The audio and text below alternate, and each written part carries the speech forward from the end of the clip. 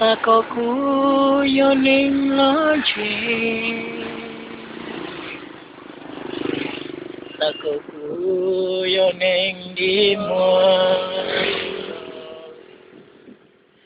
thế chiều cô nó mà chiều và đi nó mà cứ lại mua tôi có lỡ theo cô cho để chỉ mơ cô nó lúc chiều ta mơ sao có cú yo nên nói chuyện thì chỉ mơ.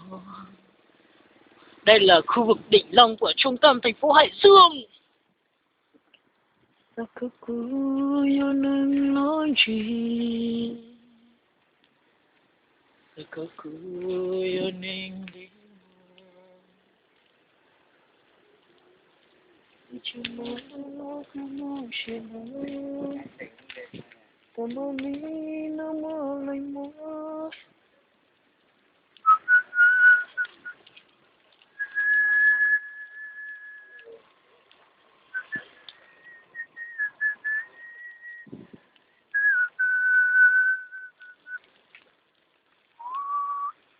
Phát biểu cảm xúc nào?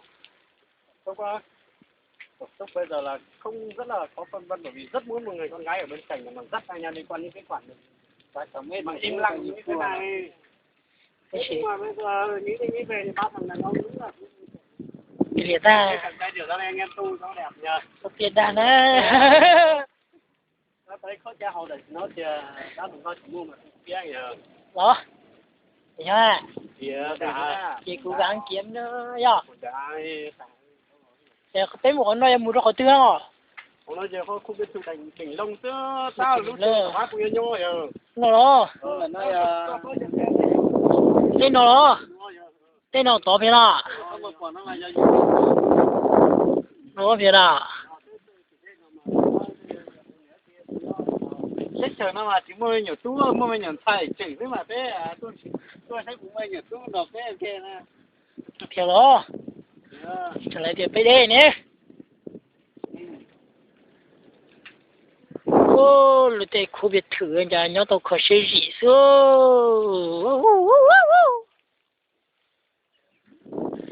Tôi đấy tổ xuống thảo. Số nó cứ kể các tổ tôi muốn xin. Đó. Tụi nó mà nên nước thâu rồi. Tụi nó nên nước thâu rồi câu tôi muốn xin ta. Tôi ca thế vậy gì? Bé đây là ngon không đó?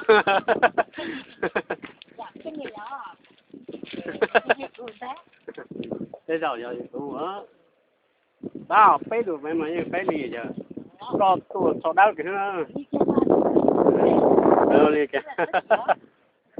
Quay bé nhìn thấy à? Ôi ít tụi mình mê, cũng chanh nữa. Đây cũng tụi nữa.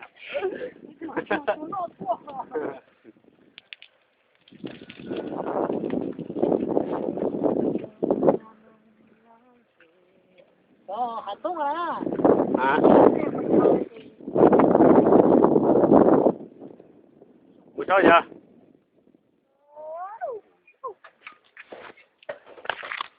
Chị bé tôi nuôi về bé của tôi cho tới trường nó xứ. Ta chỉ có些个ở tụi đây này của tụi chúng bài và dùng có mà qua nhá bị chế rõ tao lý mà thì trả thế. Trên luôn có dân cho nếu tết nó mà bị chia luôn có ôi cha luôn có do thua giả nè mà nên chịu bắt đầu là luôn có mà quý mà dùng đi quý ít tiền về do ta về tuần chỉ để trả với cha chỉ có hệ cho về chơi tiền đi mà cô nhớ khó sẽ cái thế vì tiền rồi tiền có đi đó ở đây có một đoàn thầy có sao nhớ là chưa từ lúc về chơi cả từ lúc ta qua đấy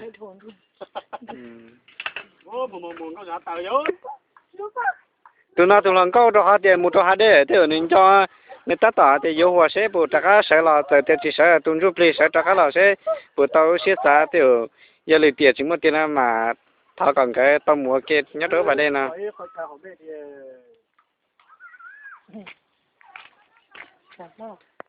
ô you know mua chi cho nó một lô tê thì một lông tàu ấy ôi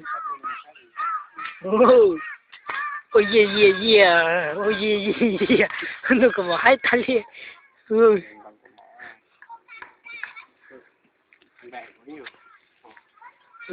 yeah nó là màn trình diễn sau khi chúng ta đã quay